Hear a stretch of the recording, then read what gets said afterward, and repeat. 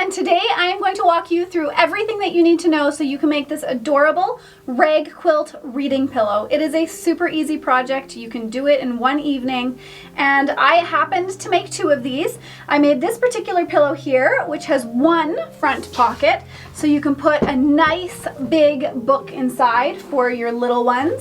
And then I also made another pillow, which is back here.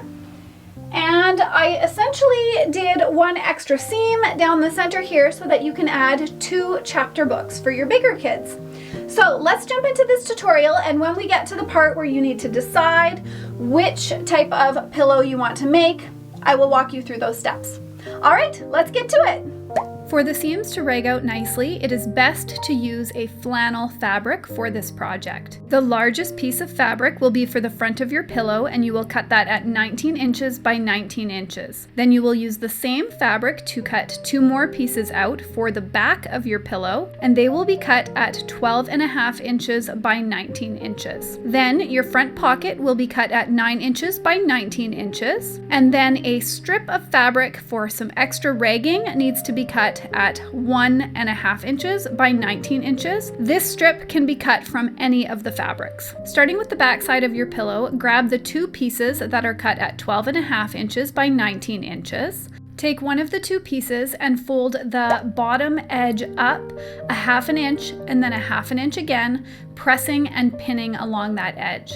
Then take the other piece and on its top edge, fold 1/2 inch down and then 1/2 inch down again, pressing and pinning in place. Then take it to your sewing machine and sew a seam along that inner edge for both of those folds. Now it's time to prepare our front pocket.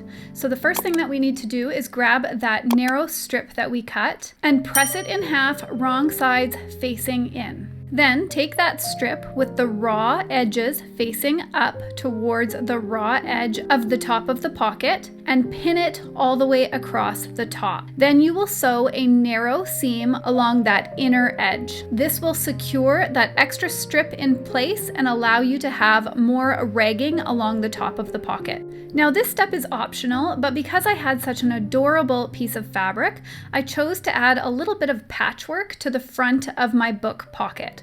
So I just grabbed a ruler, cut a little square of fabric out, laid it where I wanted on the pocket, and then I sewed a 1/4 inch seam around that little patch. You can leave the raw edges out because we can snip this and rag that edge as well. Now it's time to decide if you want the larger front pocket or if you want the 2 front pockets. If you want the 2 front pockets, then you will sew a seam directly down the center of your fabric, starting at the seam at the top of your pocket, going all the way down to the bottom. This seam you will need to remember to backstitch when you start and when you stop. Now it's time to put our pillow together. So grab the 2 pieces of fabric that are your back piece of fabric, find your sewn seams and overlap them over top of each other. Flip them over and then lay the front of your pillow on top of it, wrong sides facing together. Normally when you would do a pillow, you would lay right sides facing together, but because we want to rag this pillow out, make sure that it's wrong sides facing in, pin around the entire outer edge of your pillow, and then sew a 1/4 inch seam around the entire thing. Remember to backstitch when you start and when you stop, but also do a little backstitch over all 4 seams, as those are the edges that are tugged on more when you're inserting a pillowcase, and it just helps secure everything in place. And now it's time to snip all of our raw edges. I snip around a 1/4 inch space between each and every snip. Make sure not to snip so close to your seams that you snip through your thread. And my favorite tool to do all of this snipping really is this particular pair of Fisker scissors, which I will definitely link down below for you to find if you're interested. So go around the entire project, snip it up, and then you'll throw it in your washing machine with a couple of old towels. Because it's a pillow, you really only need to do 1 load in the wash, 1 load in the dryer, and everything will rag up quite nicely. If you want specific instructions on how to wash this rag quilt pillow, I will link to my How to Wash Rag Quilts video, and that will give you all of the tips and tricks. So what do you guys think? Are you gonna make one of these awesome rag quilt pillows?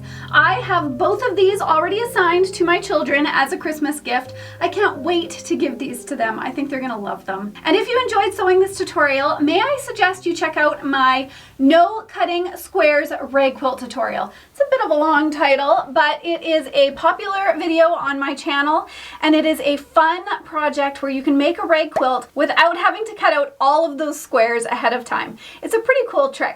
So I will link to that video, and I hope that you guys have a wonderful day. I'll see you next time. Bye for now.